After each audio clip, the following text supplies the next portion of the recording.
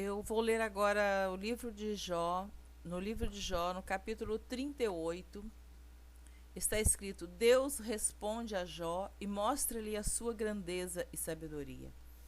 Para você que está ouvindo esta palavra, talvez você já tenha ouvido falar sobre a vida deste homem chamado Jó, que se encontra na Bíblia Sagrada, o relato, o acontecimento, o sofrimento, a enfermidade, as perdas que Jó teve por permissão da parte de Deus, mas também está escrito a vitória de Jó, o que Deus recompensou este homem após o seu sofrimento.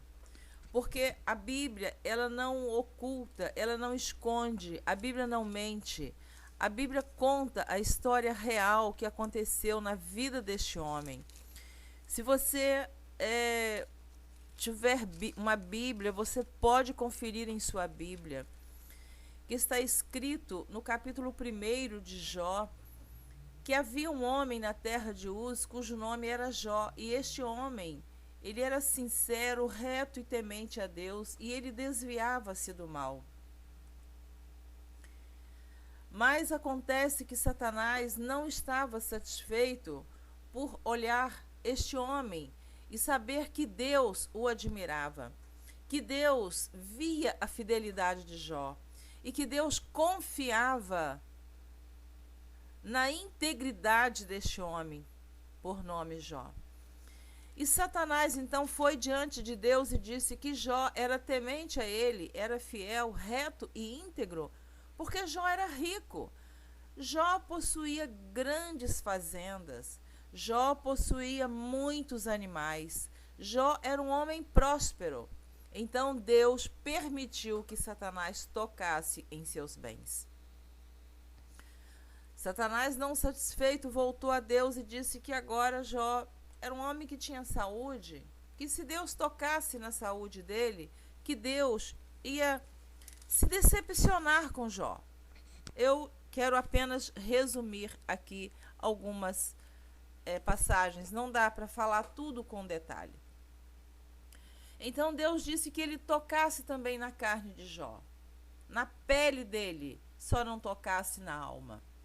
Então Jó foi tomado de uma enfermidade terrível. Diz a Bíblia no livro de Jó, no capítulo 2, no versículo 8. Diz assim: e tomando um pedaço de telha para raspar com ele as feridas, assentou-se no meio da cinza.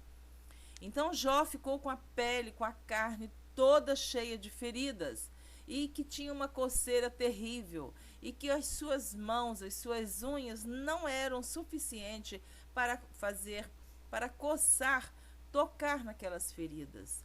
Eu creio que devia ser uma coisa horrível, um sofrimento assim extremo na carne daquele homem, que era reto, íntegro, sincero, temente a Deus e desviava-se do mal.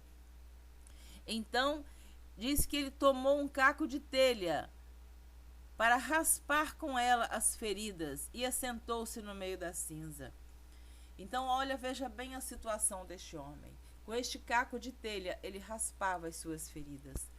Então, sua mulher, Jó 2, versículo 9, diz assim: então sua mulher lhe disse: ainda retens a sua sinceridade? Amaldiçoa a Deus e morre.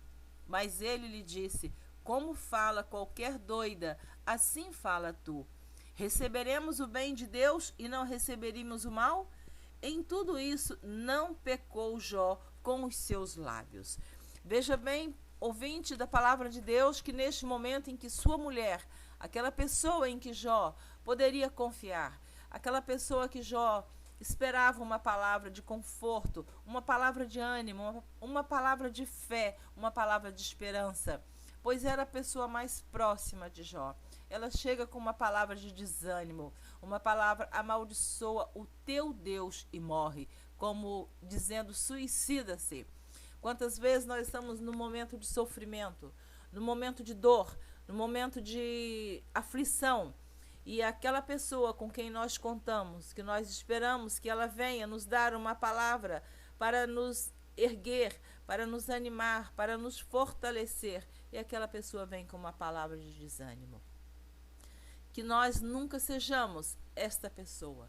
Que os nossos lábios não sejam portadores de mensagem de desânimo, mas mensagem de fé, mensagem de esperança. Eu vejo aqui, no Jó capítulo 7, versículo 5, diz assim, eu vou ler também o versículo 4, Jó 7, 4 e 5. Deitando-me a dormir, então digo, quando me levantarei? Mais comprida é a noite, e farto-me de me voltar na cama até a alva. A minha carne se tem vestido de bichos e de torrões de pó, a minha pele está gretada e se fez abominável. A pele dele estava gretada, estava toda furada, toda rachada, a pele dele tinha bichos. Como diz, a minha carne se tem vestido de bichos. Mas eu estou passando rapidamente nestes versículos, porque Deus contemplou o sofrimento de Jó.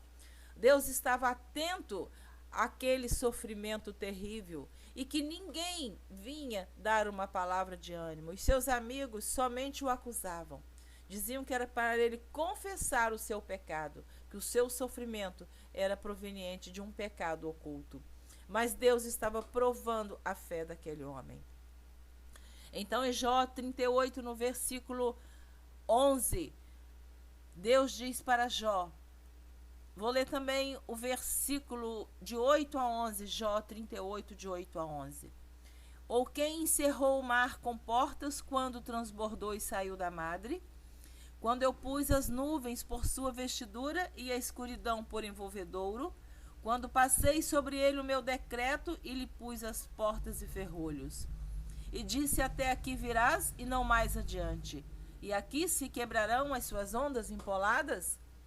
Então, neste versículo, Deus está dizendo para Jó, Jó, tudo isso que você está passando, toda esta luta, todo este sofrimento, eu quero te dizer que só vem enquanto eu permitir.